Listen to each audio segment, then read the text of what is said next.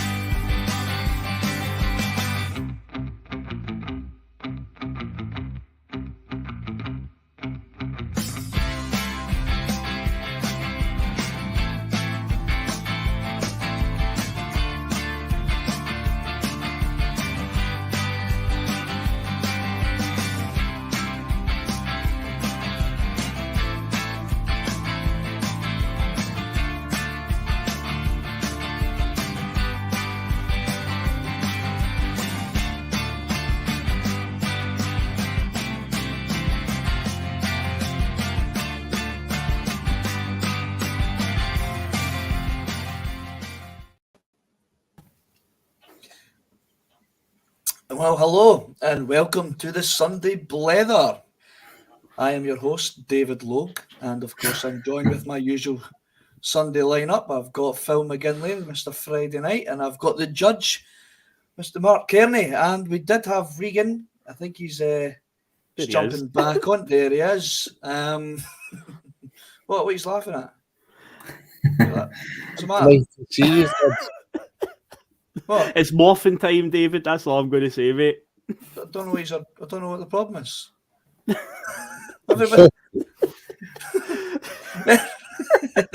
Listen, what? Everybody likes the green Power Ranger, right? We don't need to laugh at that. There's nothing. I mean, he's got green, white, and gold on, so I mean, he's got the absolute perfect colour scheme for this show. Right. If we're getting outed on this show, then fair enough. I'll live with that. I'm happy to say I'm a green Power Rangers fan. It's all good. It's all good. Right, what's the problem? Right, anyway, guys, I'll get that off the screen. That was just a bit of too much shenanigans. A bit of tongue in cheek moment there, you know. Hey, a bit of banter, a wee bit of in jokes and all that, you know. We're feeling that on the Sunday Blether, guys. Right, thanks for joining us, everybody. Putting up with our carrying on. But before we get started into the chat, lads, let's just get all the good stuff out the way. So remember to like, subscribe, share the podcast. You can become a Boise Bus member on YouTube, which is completely optional. All our content is free. It's just a very small donation each month to help the wheels keep turning. Another big shout out to piesports.com. Get all your tasty pastry treats straight to your door to enhance your match day experience. Remember, don't forget to hit that wee coupon button there and get your put in your bus 1888 into discount code, and you'll get a tasty 12.5% off your order. Now, we have got plenty to talk about, guys. I've done loads, David, loads. Regan. Let's just get that nonsense off because it's playing up with my screen. It was actually mucking up the whole intro. I was like, well, at one point, it was frozen on that stupid being bear. Rachie's talking to that lassie, and I'm like, it's frozen. I generally don't know if I'm on screen yet or not. It had been like that for about 2.5 minutes. But, right, guys, this is what we've got on the show today. Of course, we'll give a quick recap of yesterday's lacklustre performance against Motherwell. We've got Ange Postecoglou has confirmed summer window plans are already in the works. Could and should Celtic look to sign players from Japan already performing well in Europe? Jens sticks the boot into the SPFL, and the mystery man on Chelsea's 3-man shortlist is revealed. Who could that possibly be? And of course, oh, so close, yet oh, so far. So let's get going. Phil, Mark, and Regan, you were all at the game yesterday, I believe. I was, yep. I feel like I'm missing out here. Where was my invite, guys? Thanks for it. Thanks very much. No, did you enjoy yourselves yesterday, Phil? Did you feel like it was just going through the motions in the crowd as much as it might have felt on the pitch yesterday? I think the word you used there in the intro was lacklustre. It definitely was a bit of a lacklustre performance. Seemed like we phoned it in. Don't know if it was maybe just a feeling that if we just turn up, that'll be it. We have actually said on this show early in the season, we went through a period where we'd lose maybe an equaliser, but there was always this feeling, this belief within the fan base that it'll be fine, we'll get a goal anyway. I think we even said at the time, a day will come when that just won't happen. It was one of those days at the office, and I think that was it yesterday. Just after Motherwell did equalise, we just didn't seem to look like we were going to score, and we just couldn't find a winner. That's just the way it goes. But yeah, it's a good thing to get out of the way, I suppose. Just now, I feel like overall, it's just a minor blip. We're still going to go on and win the title. It just delays the inevitable for an extra week, essentially, because yesterday we were basically 2 wins from the title. We're still 2 wins from the title. It just moves back a week now. So it will come. Patience is a virtue in this case, and the title is imminent, but frustrating one. Do you think the Rangers game will be the first game after the split then? Do you think that'll be the... I think the SPL have got to be strategic with this. They've got a conundrum there. I think they'll put it off as far as they possibly can to maybe even the second last game of this season, because the idea of us rocking up to their stadium, even though there are no Celtic fans there, and if we could potentially win the title there, they will kind of avoid that at all costs. Regan, from your vantage point, as Mark likes to use the term, do you think it was it's one of those wake up moments where it's like, listen, guys, like, let's get that out of the way. We've got bigger fish to fry next week.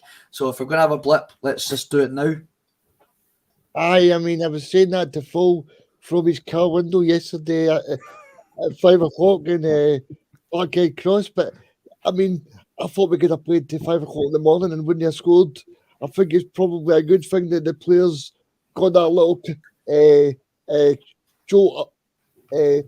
joke for next week to say, look, you guys need to show up. I think it's another example, though, that I don't think Moyes should get a new contract. I'm sorry. The guy takes an age to get fit. I think he could have played Mark in the middle of the midfield yesterday, and he'd have gave a better showing. I mean, I think... Mark, get a comment on that. We gave a comment on that, Mark. I think I would do a brilliant job midfield, mate. I'm a bit like a general. I think Moy just looks very ponderous. I think that we need to get that wake-up call. I'm going to be honest. I think Haksabanovic has really not impressed me in the last couple of games. I know he's got that beautiful song with Jennifer Lopez, but that's the only good thing about him now. He's been on. I think the good thing for him was he was coming on off the bench for about 5 minutes to go when Celtic were winning 4-0 and scoring a beauty in the top corner. And folk were saying, oh, he should get more game time. Oh, I tell you something. See the last 2 games? He's been absolutely rubbish. I'm sorry.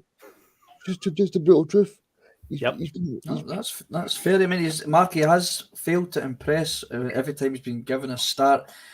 Is it concerning you that he's not taking the opportunity that, us as fans and obviously himself have been desperate for him to get?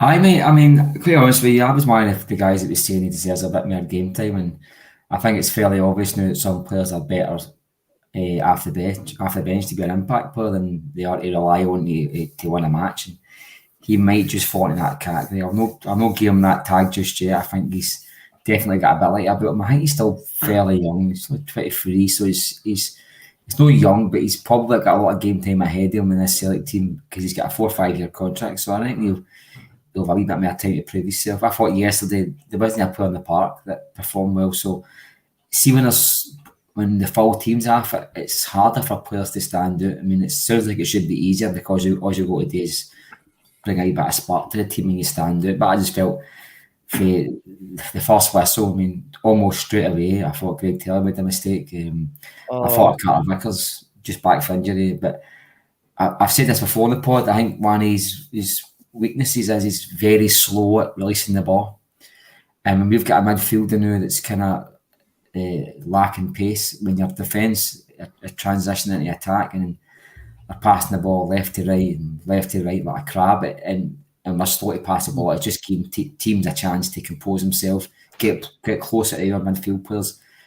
The worrying part for me is next week is I don't see what we do next week, because I think it's fair to say that, I think Ange said if all the players train the full week, they might have a chance to play, but I think it's fair to say that Hatate is not going to feature. I think that's pretty obvious now. I think Celtic don't really tell anybody.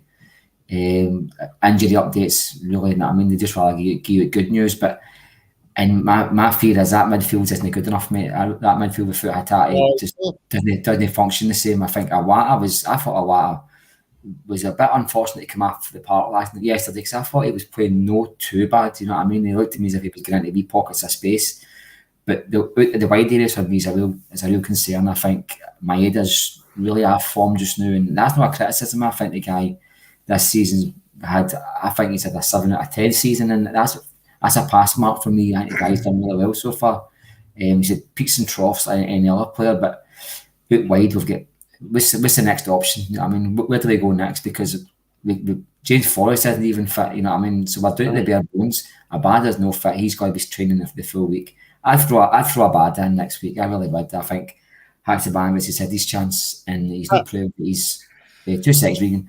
I think he's proved that he's up to starting in the big matches, mate. And I think if I was in charge of the team next week, I think the 2 main areas that I would focus on the full week would be try to get a wee bit of inject a wee bit of pace out of that midfield, and also work with the wingers, because it's either the confidence is down or there's something just not clicking there just now, because for me it's looked a bit lacklustre for the last maybe. Barring good results aside, it's been lacklustre for the last couple of months, let's be honest. So I take on board what you're saying about Maeda, and I have to agree with you. He's not been on best of form lately.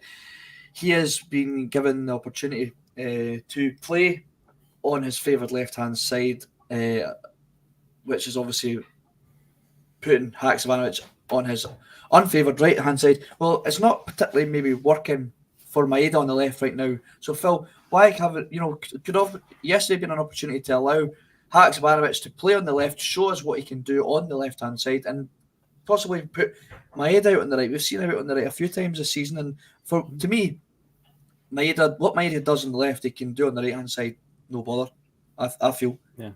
I mean, a lot of his game is just obviously a lot of pressing, a lot of energy, a lot of just burning people for pace and getting that ball whipped into the box. I don't see why he's not capable of doing that from the right-hand side to allow, he's been given his opportunity. It's not working right now on the left, so put him out on the right and let Haksabanovic play on his more favoured side. I thought yesterday would have been a perfect time to try that before we play them next week.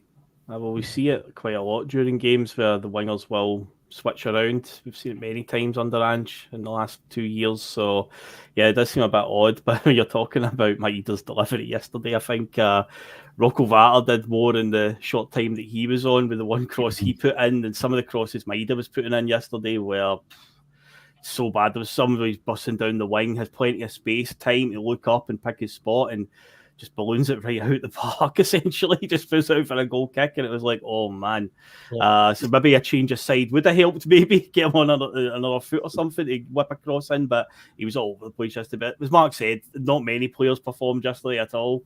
There was just a really bad day at the office for them. But yeah, Haksabanovic, if that is his stronger side, it is a bit unusual that he's not been allowed to go onto his stronger side because, yeah, I agree with the sentiment that he seems to be good coming off the bench, but when he starts a game, he seems to flatter to deceive.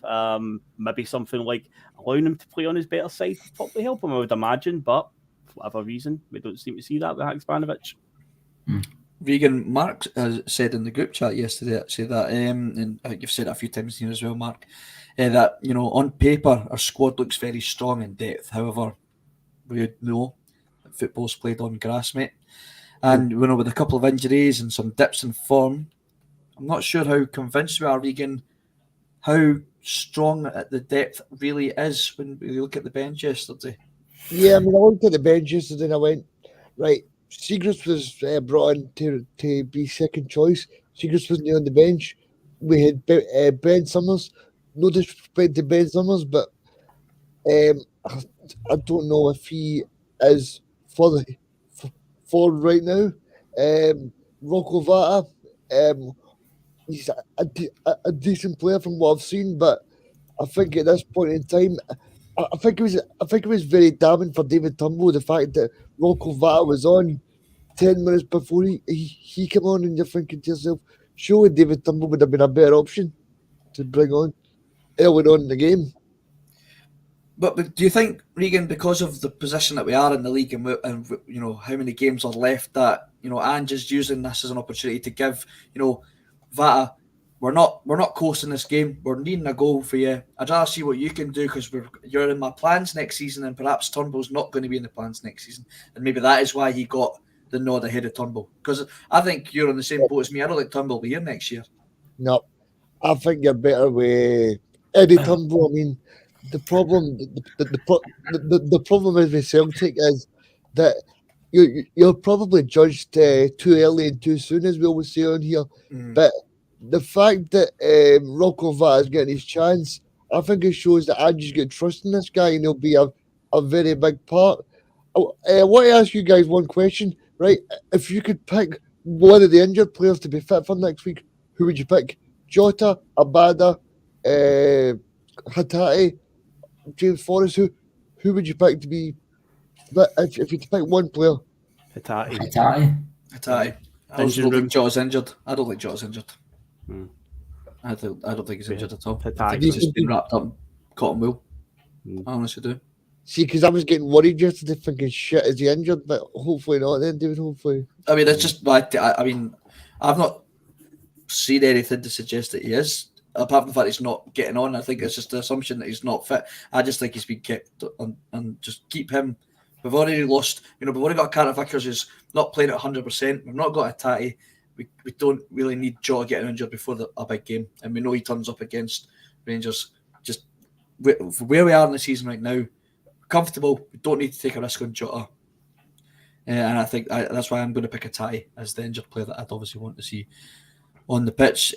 Mark, you know, perhaps a few years ago, a bench of Turnbull, the likes of an O, a Barnaby, might have felt like a strong bench. You could look at that bench and go, that's a strong bench we've got there.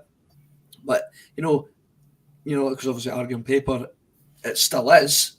But the way that our starting 11, how quickly it's progressed and evolved, I'm starting to feel that in today's Celtic squad, there is actually quite a big gap between the quality on the bench today as there would have been, say, Neil Lennon's last season. Like that's a strong bench. Why is Turnbull not getting on? Whereas now it's a bit like, well, I can almost see why Turnbull's not getting on. Does that make sense to you? Like on what I'm saying, like a few years ago, that would have been that is a really strong bench we've got there. But now looking at it today, our starting 11 is so good. Usually, not so much yesterday. The bench could be better. The bench could be stronger. I think that Neil Lennon's last days, the fans were just so desperate for a wee bit of shining light that players like Sorrow and Turnbull were seen as a breath of fresh air, mate. And I don't think I do get your point. Like it's like you're thinking, like in terms of the squad's developed that much that players who were at the higher level of their squad are now becoming like players who just on the teams just can't cut it. Regan mentioned Eddie Turnbull. I would say Eddie the Horse's mare. be an impact player for Celtic than David Turnbull. I think he's absolutely one of the first ones that's got to be sold in the summer.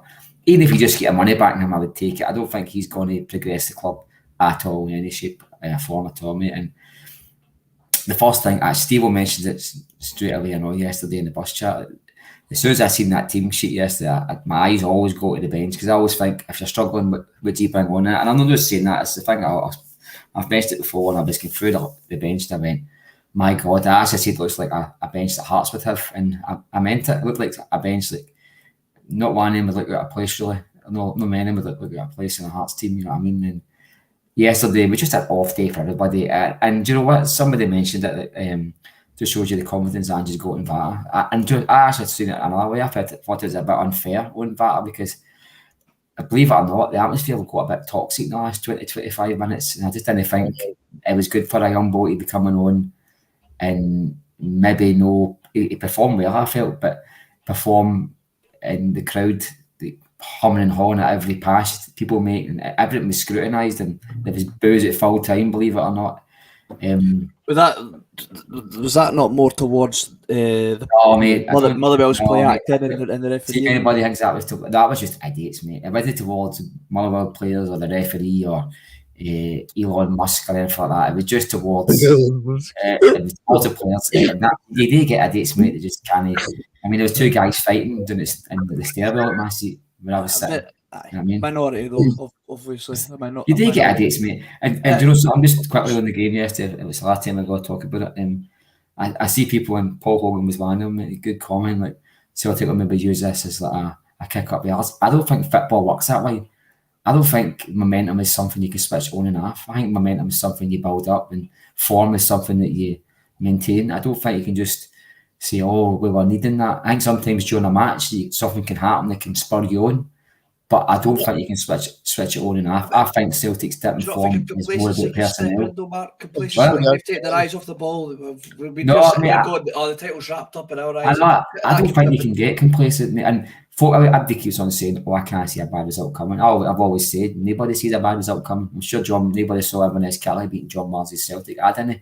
But I'm just saying, these things happen, but I don't think you can switch it on and off. The dip in form for me is solely down to personnel. I definitely think if the defence is struggling, it's normally because Carter Vickers is it.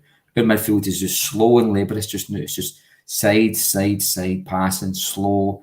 McGregor's trying to grab the ball fast, and it's because Hatate's not there, mate. And it just shows you that summertime's going to be really important for this club, because I'm not sure we'll keep Hatate. I'm not sure about that, right? But we need to have a bit more depth and kind of parity with quality if we want to get serious. And I think it's about time that the club did try and get serious when it came to their aspirations.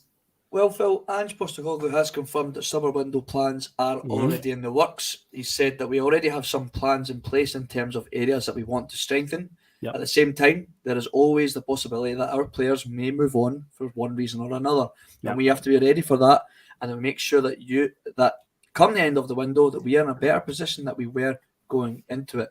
But the goal is the same in every transfer window. We want to come out of the window stronger than we go into it, and we are ready for that.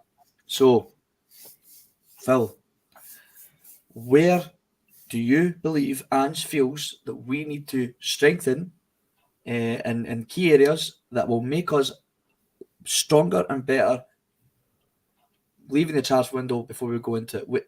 Where is it that you see Ange saying and identifying, I need a player there? Let's see. A few positions over the park, and the last few weeks have sort of highlighted it.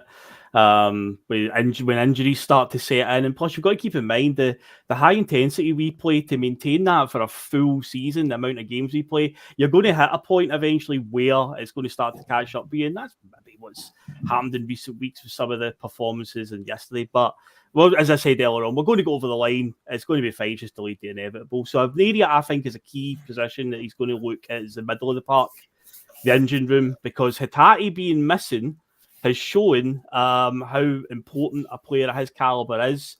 I think the replacement that came in, Wata's definitely looks like he's going to be a good player for us, but Moy is at an age now where he can't maintain and play that many games in a year.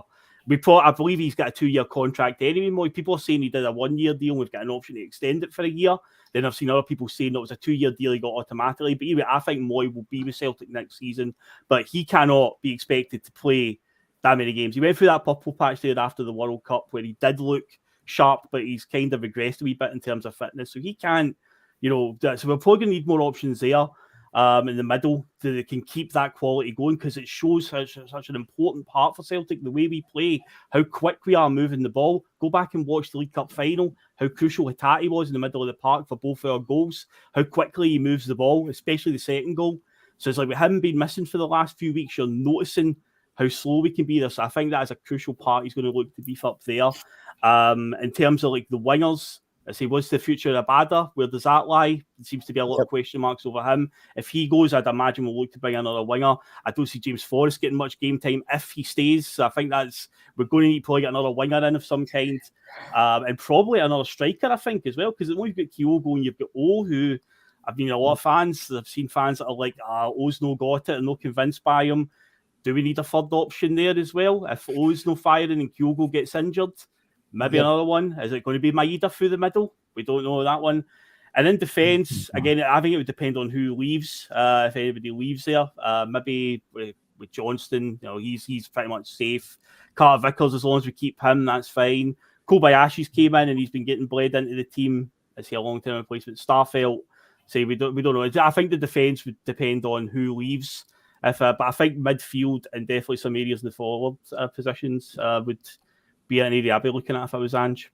David, I think the big thing for me as well, I think we need two wingers because it's okay to say James Forrest, right? But James Forrest, what has he actually offered this season? Absolutely nothing. So I think you just need to say, fair play, James, we'll get a testimonial for you. You've been great. I mean, what does he actually do apart from do a bit of banter in the training ground? What does he actually offer? So we need to be ruthless. We want to be in the Champions League. We don't want to go, we've got James Forrest on the bench, but he's hardly played. Like, I'm sorry, but I'm not just wanting to keep players for the sake of keeping them because they're very good in the training ground and he's good at sitting beside Kyogo and tea, toast and beans. I'm not interested in that. I'm interested in getting people that are going to improve Celtic and improve the team and to get us to a European level because I'm sorry, I want us to progress in Europe. I'm sick of getting into Europe and getting beat off absolute rubbish teams who we should be beating. I think next season I want to see tangible success. I want to see us get to a quarter final of the European competition next season. Because I think it's very important for the club. Peter Lawwell's seen it over his time, and obviously he's back. So I want to see us make progress. I think Phil makes a good point. I don't think O is going to score as many important goals as Giakoumakis would or he would in the past. But I think we need a third option there. I would personally go for Mr. Dembele, but I don't think we will because we've got Kyogo there. And we know he's a golden boy. So I think we're needing midfield options, possibly a left back, because I don't see a future for Bernabei either. I know Mark says he's a raffle winner, but I don't trust the guy. And I'm sorry, if we want to improve this club, we need to move it forward in the best way possible. Mark, before I'm come to you, I'm just going to quickly bring in, of course, Regan, you mentioned, we want to be bringing in players to improve in European level. O was brought in by Ange to replace a proven goal scorer in Giakoumakis. Of course, O came agonisingly close to winning the game after great work from Vata yesterday. Probably a goal that he probably should have scored. But however, it's not the first time that we've seen players miss clear-cut chances. Kyogo's done it plenty this year. Maeda had a few yesterday. O is not going to be the first person. He's certainly going to be the last person in the squad to miss chances. Of course, that brings in, he replaced Giakoumakis. Who would have probably scored that goal yesterday? Well, we'll never know. But obviously that's what's creeping in. So, this is... O's now played 11 games, okay? Majority, if not all of them, have been from the bench. I think we can compare and contrast Giakoumakis' first 11 games, as they were very similar situations. He wasn't starting games. He was coming off the bench and contributing when he could, with sparing minutes. So O's first 11 games for Celtic, he scored 2 goals. Okay, Giakoumakis' first 11 games, he scored 2 goals. Okay, now the difference that we've got between Giakoumakis' start of the Celtic career and O's is obviously that O came in into a January transfer window after his season obviously had ended in Korea. Didn't get much of a pre-season with Celtic. Also, you could say this exact same thing about Giakoumakis. Giakoumakis came in, was not fit, was nowhere near ready to be starting for Celtic, and of course that's pretty sure he was injured for a majority of his the start of his Celtic career. Now,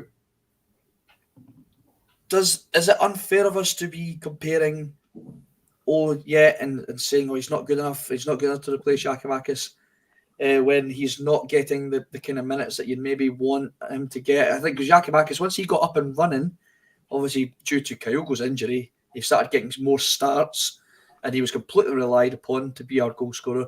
The goals started coming thick and fast and ended up being our top goal scorer of the season.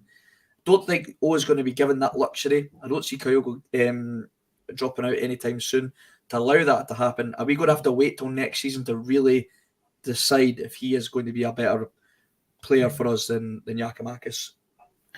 It's a very small sample size we've got, to be honest with you, to judge him. But so we can only judge him on the minutes he's had, and I think even that would be unfair. I think the boy, I think he's as raw as anything. He is raw. Let's be quite honest with you, and I think it's fair to say that Ange trusts him, and I think the South Korean manager Klinsmann, I think he's got nothing but good things to say about him. You know what I mean? And he come over to, I think he was there on a jolly in England to see Spurs, and he went, I'll jump up to see O. A couple of commandment pies. I don't think he was. Anyway, I do think that it's a bit unfair on him, but I'm not entirely sure that. I feel like the game yesterday was getting pinned on him with that header. Don't get me wrong, it's a header that he would score every day of the week, so it's just a case where he's misjudged the pace on the ball, and there was a lot of pace on that ball. So there was a great cross by Vatan. There's a lot of pace in it. He just misjudged it, and unfortunately, that's probably what's cost us the 3 points in the end up. But the previous 90 minutes, there was nothing to suggest that Celtic were going to cruise to that match. I mean, Kyogo had a chance and he tried to chip the goalkeeper. I think he should have just blasted it. The keeper got lucky. He just got his horn up and hurt the side of his wrist. But no, I just thought the full team was poor yesterday. I think put it this way, we've saw what happens when you rely on one person to be your key man, and when he gets injured, then the backup's got to be of a level, and you can't just rely on somebody who's raw. I think there should be 3 strikers at a club at Celtic, and what's proved the last maybe decade or so is you can't keep 3 players of the same quality fighting for one jersey. But I think with this Ange team, as you've noticed, that it's a bit more squad rotation when it comes to certain players. I don't think Kyogo ever will get dropped as long as he's got 2 legs, mate. To be honest with you, I think Giakoumakis found out to his detriment that no matter what you do in the park, Kyogo's always going to be number 1, and Kyogo probably is the best striker, so I understand that. But so it's going to be difficult for us to buy a third striker who's going to be happy. And if you buy a third striker who's going to be happy to be a third striker, or what level they're going to be at, so it's quite a difficult one for Celtic. I don't think there's anybody in the league that can come in and do a job for Celtic, so we're going to have to really scout out there, and it would worry me if we went to Hampden with O up front, and it would worry me going to Ibrox with O up front. In fact, it would worry me probably most home matches as well, going into a game with O up front. So just where he's at just now, I'm just saying, so for me, I think Celtic need to invest on a new striker as well. I definitely think we need to get serious in here, mate. And Regan's right. We can't have people cutting about the dressing room on 20-25 grand a week who are mascots for the club, no matter how good you were in the past. What he did yesterday only lasts for so long at a team like Celtic, and it's time to get ruthless. If you're not providing definite squad depth to the club, then you need to go, I'm afraid. And a few of them, I think, fit in that category. No, you're David, that leads me on to the point I wanted to make about. I spoke to you this morning about there's some great options in the SPFL for us. I spoke to you this morning about it. Mm-hmm. Yeah. The three I mentioned, the three I mentioned was Duke, Devlin, and Josh Campbell. Josh Campbell at Hibs. Josh Campbell's been really, really, really good this season. I think he's only 22, 23. He's 22, I believe. Yeah.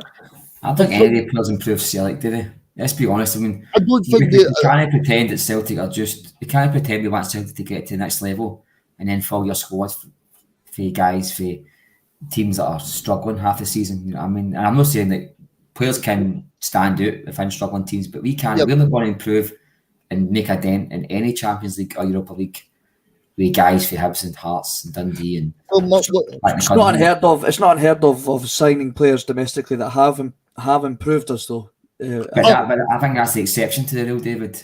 There's got to be exceptions. There has to be exceptions out there. I don't think, for me in Scotland, I think Ange would tell you if you asked him.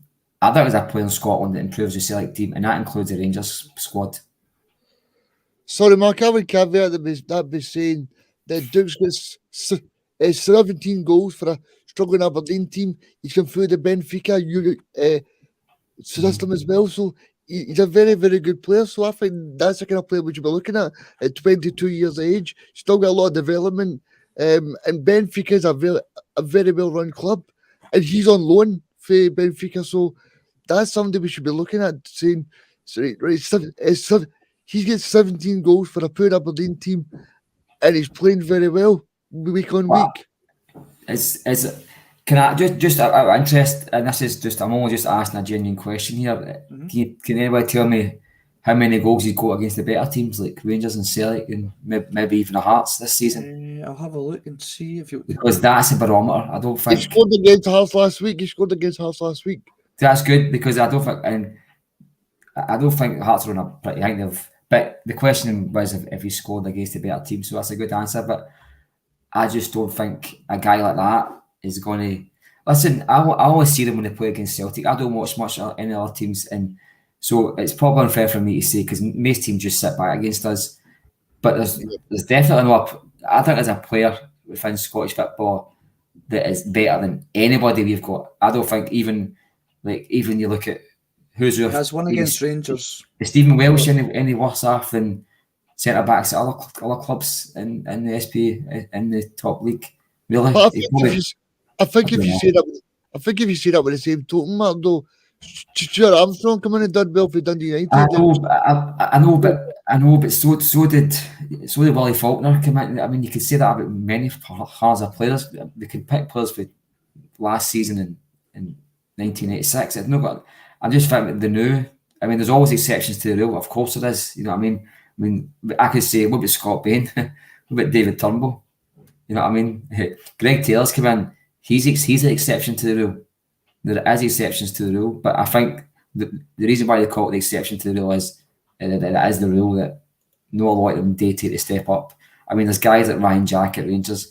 That guy will probably retire a legend at Rangers. He wouldn't get in the Celtic reserve team. And that's the level of the best of the rest right there. You know what I mean? I don't think, even if I had the look at the Rangers squad for a day, I'm not entirely sure Ange would take any of them. Maybe on a good day would take one or two of them. But if you're not good enough playing for Rangers, you're certainly good enough coming from Aberdeen or a Dundee or anything like that. I'm sorry, I don't think that. I'm probably not alone here. I don't think Ange sees a lot of quality within. And put it this way, we've all said that this is the worst top flight I've seen in years. And I don't think the quality. But bearing in mind, some of the teams we're playing against, they're signing players for like the Conference League, and they were playing at that level probably for a reason. And I'm not entirely sure that Celtic. Look, I've said before, I'm not that interested in Europe, really, but if the fans are interested in Europe, if that is the case, you're not going to make inroads in Europe buying guys who can't cut it in these leagues and guys like Duke and things like that. No, just for me, doesn't mean it's right. Just for me, nah. So, going on what you've said there, I just want to ask you a question. So you've said it a fair few times that you're not that interested in Europe right now. Can you elaborate on that for me, just so I get the context before I ask what I want to ask? Is it because you just it's just a pipe dream that you're just completely not interested in? You don't really care about something that we're unlikely to ever really make inroads in, or is it you just fully want to focus on Celtic dominating domestic football? So if it is the latter, we don't really. If you're not interested in us in playing in Europe, let's say. No, I know you're going. Sorry, let me finish. Then we don't really need to be signing players that are going to prove us in Europe, from your perspective, because we're so dominant in domestically. A Josh Campbell, for example, or a Duke with those goals returns for those two boys, surely they would do a job for Celtic. They would fit into the Celtic team, whether it's on the bench or or starting every now and again and contributing. Now, does that not then improve us in the league that you're more interested in? Not necessarily Europe, but then again, if you're not interested in Europe, then there's no need to be looking to sign players that will. Well, I opened up, actually. I actually opened up my sentence at the start of my wee rant there, by saying if you're interested in making the team better for Europe. Sorry, you know what I mean? Okay. Okay. It's fine, and I get your point, because I just think Europe's just so dirty. The water in Europe's just so dirty with money and all the rest of it. Teams like Celtic are never going to really. But if you want I want the very best version of Celtic. Just doesn't mean that I think that Celtic should only sign. I mean, look what happened to Roy Dyler. If you want to just beat the rest, you will get Gary Mackay-Stevens. You will get Timo Pukki's. That's what you will get. Skipovic. That's what you will get. You know what I mean? Celtic should be the very best version of themselves. We're paying players decent money, and we should be getting that money's worth. And I don't think if you want to keep managers like Ange Postecoglou and keep a fan base who are no like me, most of the fan base I think are hungry for European football. You don't keep a fan base happy by buying players for Clacknacudden and Aberdeen, mate. I'm sorry, I just don't. You can't. There's no need to apologise, mate. I can't have it both ways, but so the other fans can't have it both ways. I want Celtic to be the best version of themselves, or you want to sign players for Kilmarnock and Aberdeen. Right, let's look at players then that Ange is more accustomed to looking at, and of course we know that is the Japanese market, Phil. All right, so Japanese players aged now. Bear this in mind when I read out the list, okay? Because you're going to be wondering why Kyogo's not on this list. Yep. Japanese players aged 26 or less in Europe's top 15 leagues with the most goals and assists this season. This is the names we've got, okay? And the teams that they're playing for. I'll try not to butcher these names. We've got Kaito Nakamura. He has 24 goals and assists this season. We've got Ayase Uda, who plays in Bruges, 19 goals and assists. Daichi Kamada at Eintracht Frankfurt. That's right, Eintracht Frankfurt. Eintracht Frankfurt, yeah. We should know how to pronounce that name. I should know, yeah. 18 goals and assists. He's going to Dortmund next season. Keep that in mind. Karo Mitoma at Brighton, 17 goals and assists. Rio Hatate, 17 goals and assists. Daiza Maeda, 17 goals and assists. Yukinari Sugawara, he plays for AZ Alkmaar. You should remember him. He played against us last season. 14 goals and assists. He was pretty good. 14 goals and assists from right back. He's defender, yep. Now, you should know this guy, if I pronounce his name right. Takefusa Kubo. Plays for Real Sociedad. He was the Japanese Messi that was at Madrid. I've seen his face many times in FIFA packs when I open them on Ultimate Team. Kubo is a mainstay in gold rare packs. Yes, I'm aware of him. So he's got 13 goals and assist contributions this season. Ritsu Doan, he's at Freiburg in the Bundesliga, 12 goals and assists. Daichi Hayashi, Stint Druden, don't know where they play, 12 goals and assists. Koki Sato, Sparta Rotterdam, 9 goals and assists. And last but not least, Tatashuri Sakamoto, plays for Ostend, 7 goals and assists. Now, you think back 25 years ago, it was really just Atoshi Nakata and Kazu Miura were curiosities, you could say, in Europe. Yeah. Right, so that's the development that we've seen in Japanese players. Right, so as much as they were a bit of an unknown commodity to us, not so much Ange. These guys have been performing in the top 15 leagues in Europe for a fair few seasons now. Now, these guys are playing at clubs that I feel that are more than capable of us trying to potentially be signing. Now, I mentioned Ange has proven a few times now the Japanese market is far more lucrative shelf to be purchasing from with the players that we've never heard of that come in from Japan. Okay, like your Maedas and your Hatates, right? But these guys like Matoma now at Brighton, and the boy at AZ Alkmaar, Sugawara. These are guys. Now he played. I thought he was a standout, to be fair, when we played them. He can play at right back, centre back, and even at right wing. Now he's playing in the Eredivisie, a market that we have signed players from in the past. Most recently, Georgios Giakoumakis. Now he's a player that I think we could potentially be looking at. I thought why we're not trying to sign him when we first looked at him. Another player I thought that stood out in that team now, in that list of players, guys, was the Ritsu Doan at Freiburg. Now he cost Freiburg last season $8.5 million in the summer. Right. And he was playing for PSV Eindhoven before that. They spent $7.5 million on him in the season of 1920. So they only made £1 million profit on that boy. Now he's tearing it up in the Bundesliga. I think he was one of the team of the season players. He mentions earlier in the season. Now I don't think he's an unrealistic player to be looking at. Now obviously I know he's only just recently signed. He's only recently signed for Freiburg, but $8.5 million. That's still below a record transfer fee, and he's a right winger. You know what I mean? And the Kubo that's at Real Sociedad, now he was bought from Real Madrid for $6.5 million after 2 loan spells at Getafe and Mallorca. Another right winger. Now he played at Yokohama, where of course Ange was. I think he left. I don't know if he was in the squad for long, because he left in the summer to go to Real Madrid. Now, another player who you're looking at about €15 million, I'd say, is for a player like that. Now, is that out of the question? These are players that Ange will know due to his time in Japan.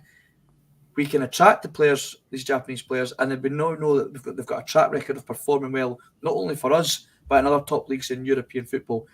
Are these guys that we could be looking at that could help us progress further in Europe, Phil? Further in Europe, I would say, yeah. If they're doing it currently on the leagues in the continent that are better than ours, then yeah, I could definitely improve us on the European front. I'd say the only ones that really are out of the question is any ones in the top 5 leagues. Even the bottom end of the Bundesliga clubs, it would still probably take a pretty penny there, but some of the teams that you listed there that play in like Belgium and Holland and so on, I don't think that's outside the realms of possibility at all. And Ange, if anyone's going to be qualified to know the ins and outs of these players and their qualities, then it would be Ange Postecoglou. So it's definitely something that I'd like to think that he's looking at, as well as many other markets. I generally get more excited here and it's getting linked with sort of players from obscure markets than I do about mainstream markets nowadays, because it's the intrigue of it. So yeah, I mean, I would be well in favour of us looking around there if it's possible to pull any of them off. Say the lad that's at Brighton nowadays, I mean, because he'll get Premier League tax on him, imagine what he would cost, what he's done so far this season. You're looking at a ridiculous fee for him, and it's just basically in the basis he plays in the Premier League. That would add that value to him. But some of the clubs that you listed there in some of the leagues, it's like, I don't see why not. We've shopped around those markets before.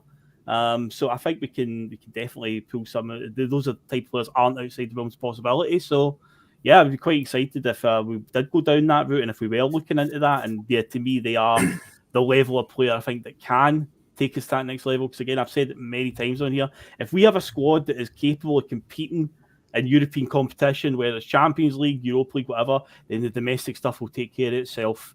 Because we keep saying about the domestic league at the moment isn't exactly good. So if we've got a team that's got no problem competing with the decent squads across the continent, then we've got very little to worry about domestically. So we should try to always look to measure ourselves against European competition. And yeah, the domestic will dominate it. We won't have problems with, drop points against teams like Motherwell and stuff. We'll be able to just, brush them aside. But yeah, I'd like to think that we will look into those type of markets in the summer. I brought up Libby's comment here because it goes against what I've said, and I'm happy to bring that up. He's saying that what's the point of looking at Japanese players who are already in Europe? We might as well look at anyone else. I think you could probably put that logic to any nationality playing in any league, Loopy. I don't see why, why not look at the boys that are in Ange's sort of market or, shopping shelf if they're already playing in Europe. Well, if they've already got European experience, the argument is, why are we looking at players in different leagues that have got no European experience? Well, here's maybe a compromise that I've suggested. So that's why I've brought up these list of players here, because the article came up and I thought that's quite interesting. These are the guys that could, have the qualities that Ange obviously likes in a player, like I've played in the Japanese leagues in the past. I've come over to Europe, excelled in leagues such as the Belgian league and the Eredivisie, that could bring that European experience with the blend of what the Japanese players that offer with their high intensity. They're willing to do anything for the team. The pace that they bring, the technical abilities that we've seen that they've performed in the World Cup. These guys that I underlined, the ones that I particularly like the look of, they're Japanese international players. They're already keeping the likes of Kyogo and Hatate out of the national team, playing in leagues that I feel that we could more than easily be chucking in a 10 to 15 million, because this is the money that we are saying that we want our club to be spending to improve. Well, 15 million euros for the likes of Doan or whoever in leagues that I feel that we can be competitive with, I think it's a no-brainer to at least be to playing with the idea. So that's why I brought that up. Mark, what's your thoughts on Ange looking at players that already have the European qualities there, that have been in the market that he likes to swim in the past? Well, it's an underappreciated market, the Japanese players, and the reason why he brought it up is because Ange has been identifying these players because they seem to come at a decent price and a price range we can afford as well. You know what I mean? And I think Ange will probably come across these guys and he'll know all about them. Oh fuck! No, I hope not. Especially good. Like the man we had before, he wasn't very good. But no, of course, mate. And some of them players you mentioned there, I mean, I'm not entirely sure that the boy for Brighton, if he's performing well, I don't think he's going to be in Celtic's price range. But I understand your point, mate. These guys that should be able to be enticed to Celtic. 50 million quid, I think Celtic should be spending that kind of money. I think if we can get into that fibre, we can certainly tempt a player away for them, unless another big team wants them. But this is the thing, it all comes down to, I don't think Celtic are all that keen to set a precedent. And by that, I mean, they're not wanting to let the fan base know that 10, 12, 13 million is spent willy-nilly at Celtic. I mean, we've still got fans in our support that think by going to £6 million we're potentially putting the club at risk. I mean, we've had guys on the pod even say, why should we risk a financial crisis by spending some of the £50 million we've got in the bank? You know, and you go, I just understand that theory. To forget, we're not there to keep money in the bank. We're a football team, we're a football club. Okay, we answer to shareholders, but the money we make is supposed to be invested directly into the football team. We're never going to go bust. That will never happen unless some Craig White or something comes in, or David Murray comes in and tramples where the tap is. That's not going to happen, right? So we don't need to worry about that. We're too well managed. So these guys, the stats that you're hitting out with, these are in better leagues in Scotland, so they would improve Celtic instantly. And if they're keeping the players that we think are standouts in the Celtic team out, their national team, sure, that'd be a good thing to try and bring these players in, because the level goes up one mere notch. There's a couple of, I think Brian Warrior does make a very good point, and I totally take it on board, and I'm probably quite guilty of it, and I think it's just resonates with us just now because we have so many in the team. But he did say, are we now in danger of having an obsession with Japanese players? Maybe, mate, you totally could be right. It's just because it's working. I think we kind of keep going back to it. We've had a lot of French players in the past, and I think let's keep going back to that French market, like when we had like Edouard and Bailey. I think it could be a bit of a flavour of the month.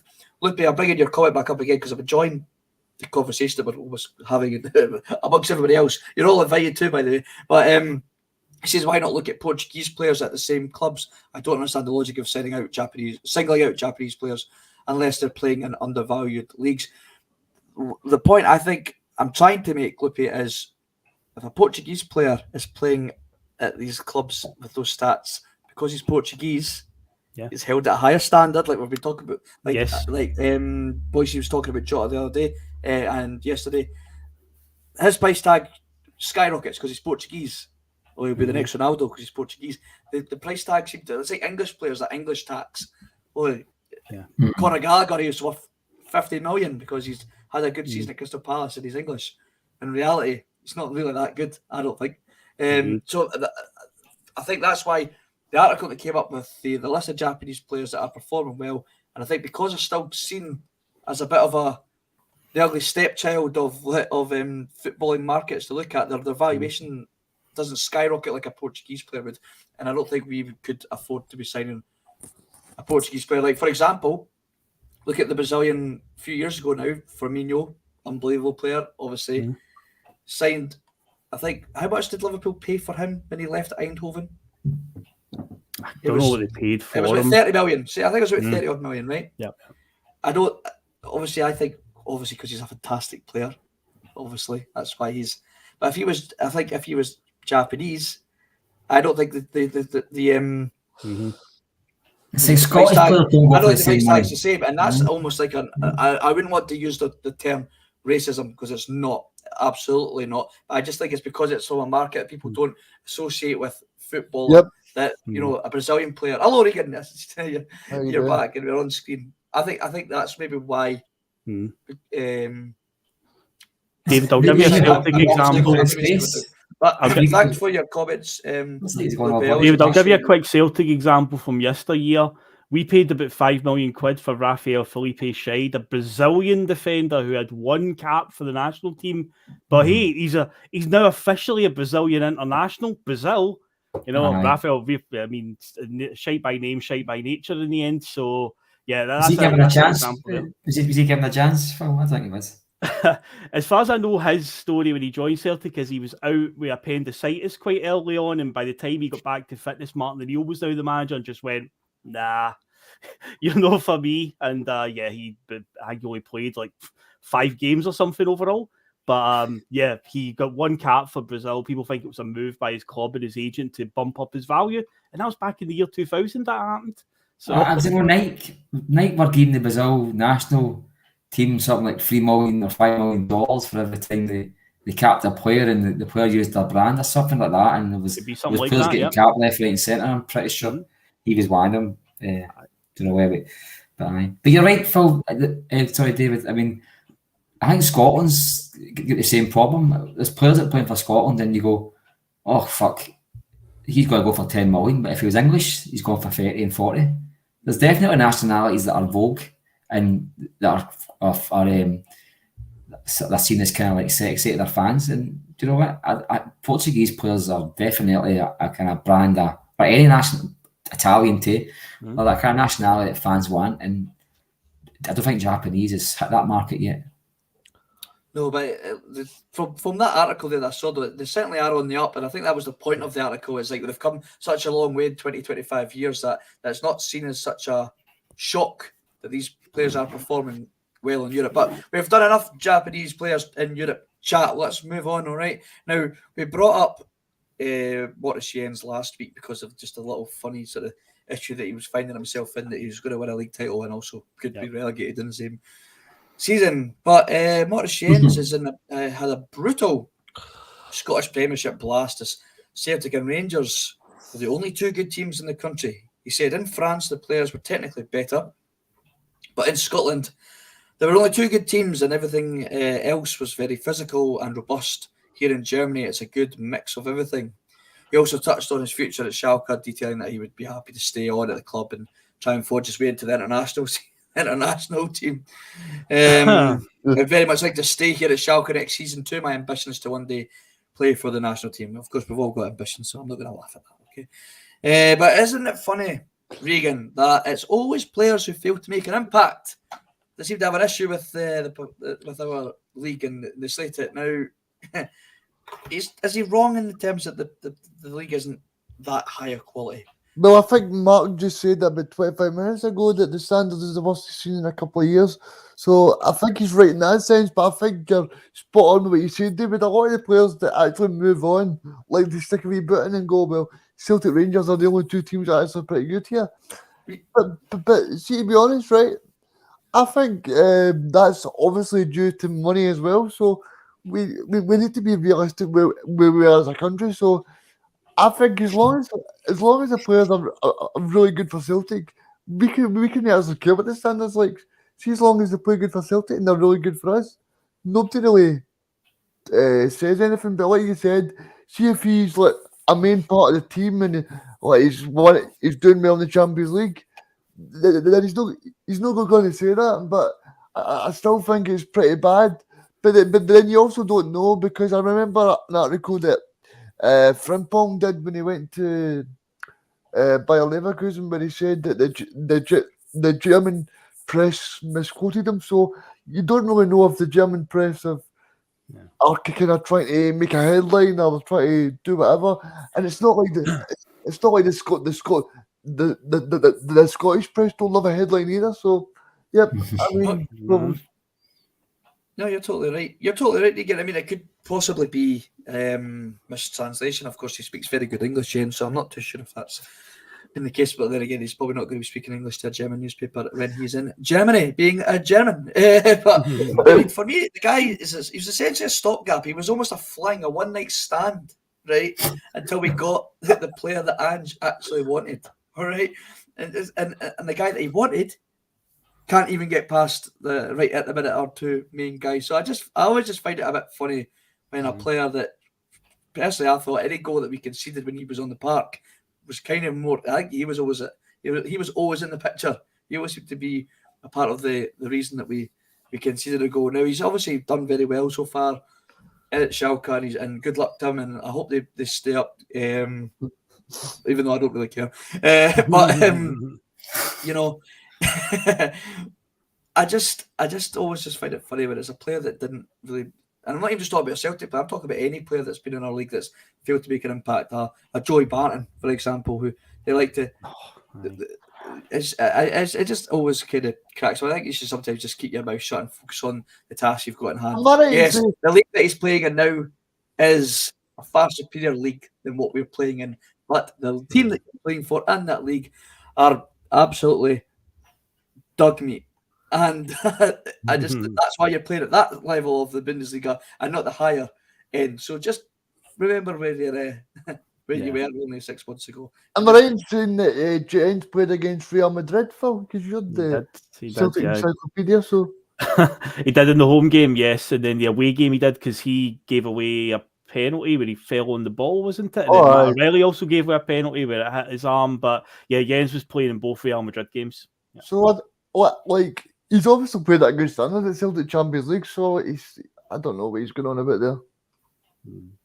I just thought, and that's enough, James. I've brought him up twice now. He's left. To be fair, David, I think Loopy's comment nailed it. When you read out the bullet points there, and that's what I was thinking. He's stating the obvious, essentially. I'm like, what's the story? What's Jens trying to convey here? He's basically saying, yeah, he's pretty much right in every point he's making there about Scottish football. So, yeah, all the best to him. Good luck to you, Jens.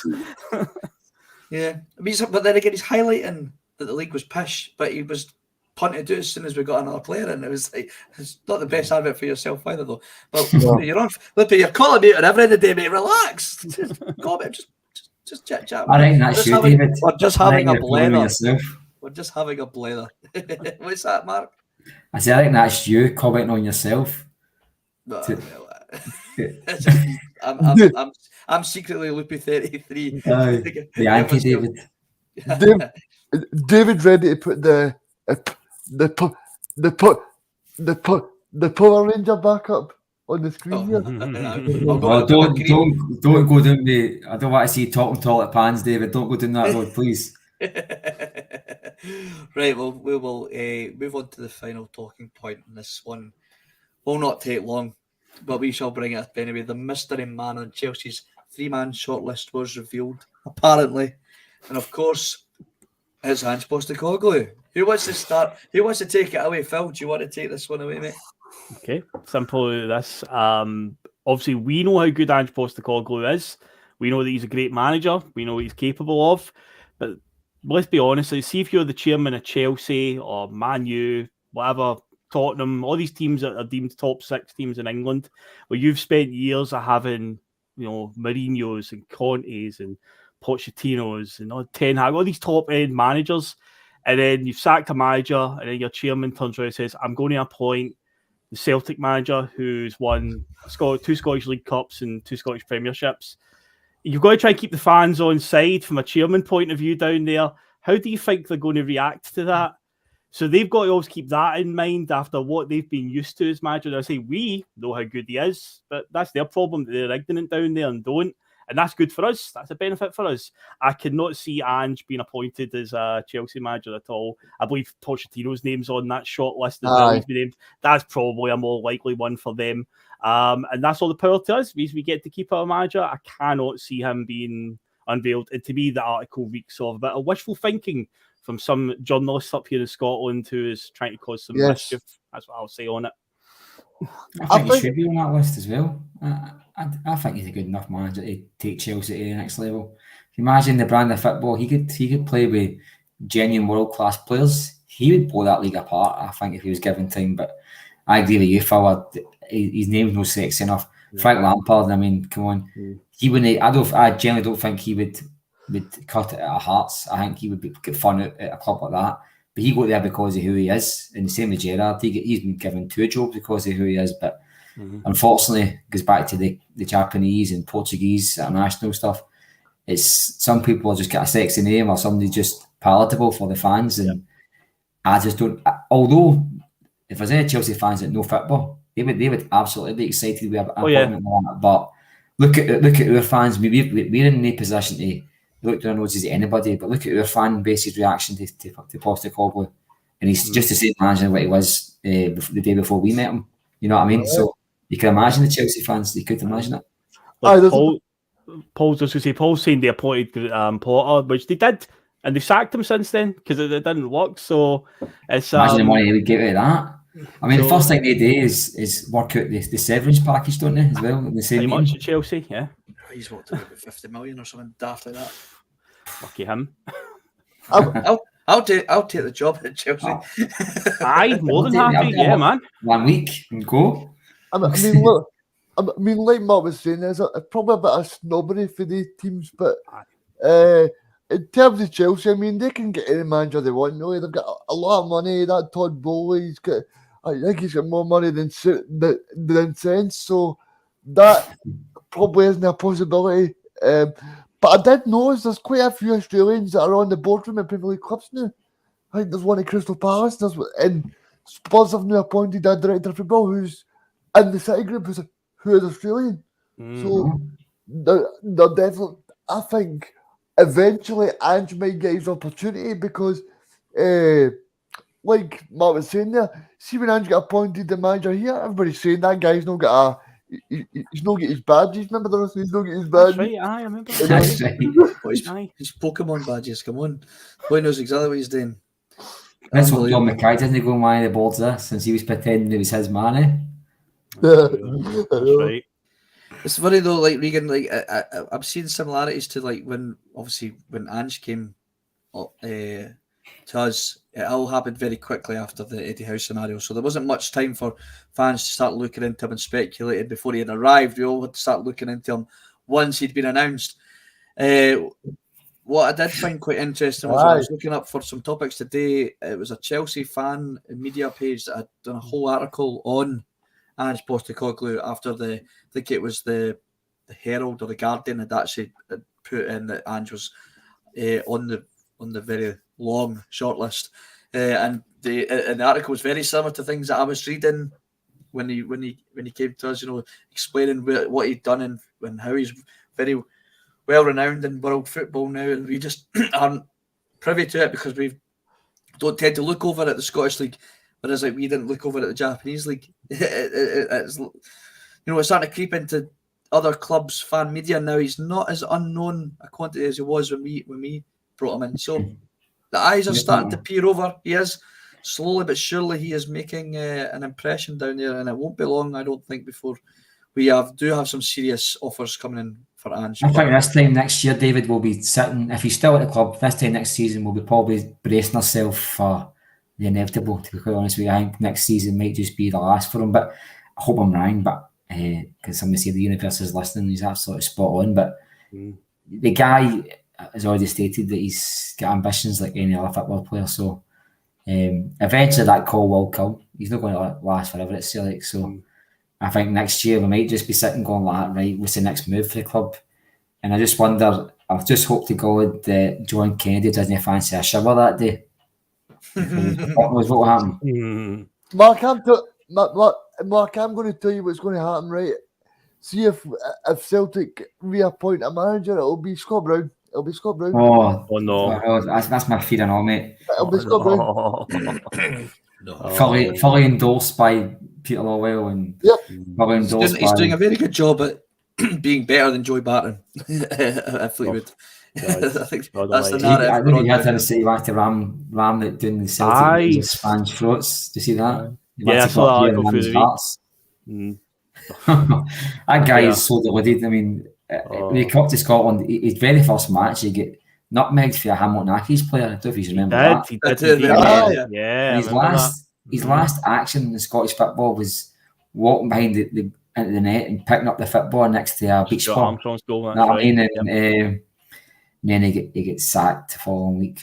Took his coffee machine with him though. Took his coffee machine. Took his way in Celtic strip with him and all. That guy. But do you know something?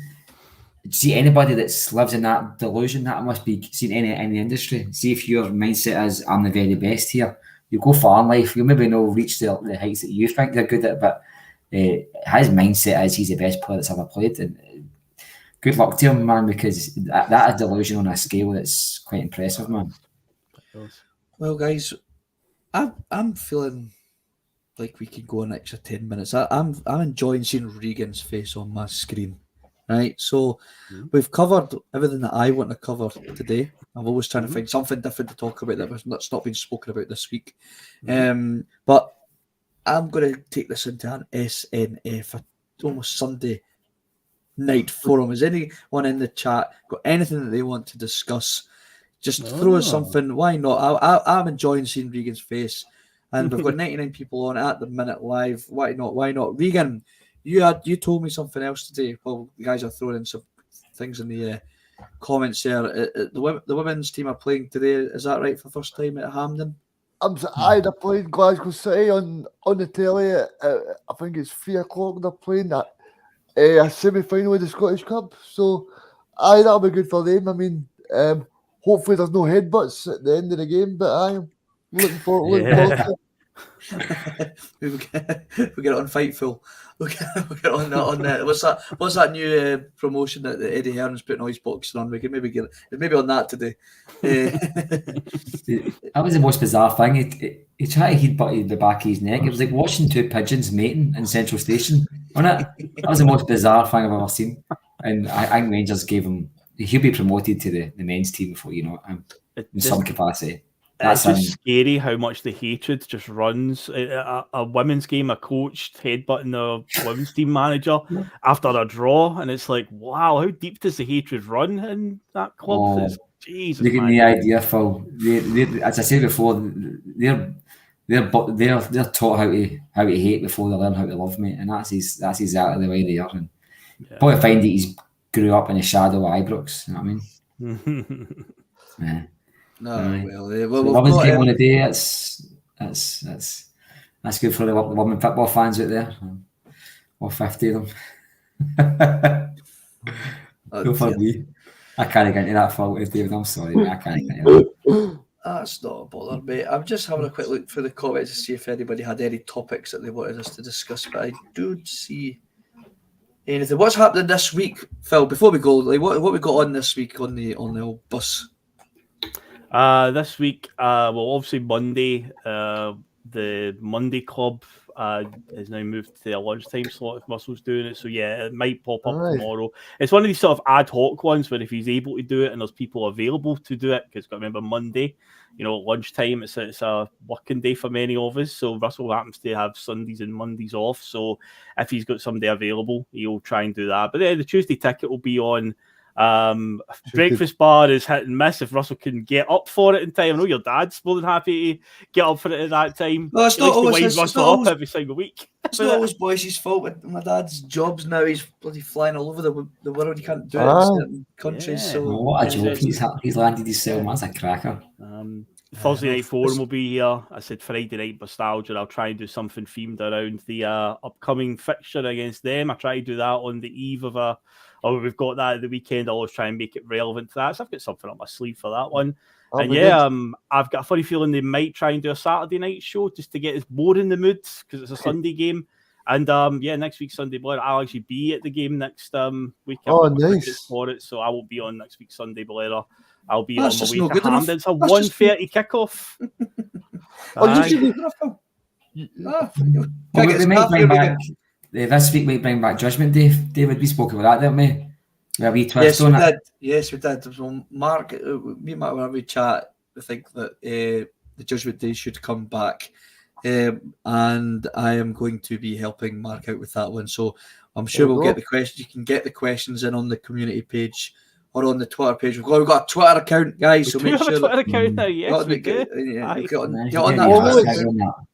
At Boise Bus. Yeah, simple as that. Put in your questions to the judge, and we will go through them, and I will put your questions to the judge. And if we don't like his answers, then we will push back on the judge, and we'll take him to court. So yeah, I'm looking forward to it. First time. Whenever we do that, I will come out with a few black eyes. But I do try. Oh, aye. I'm fighting for it. Right, guys. Let's just wrap this up. We've all got places to be. We've been on for an hour and 17 minutes, so it's one of our longer shows that we've done for a while. So I appreciate you all sticking with us.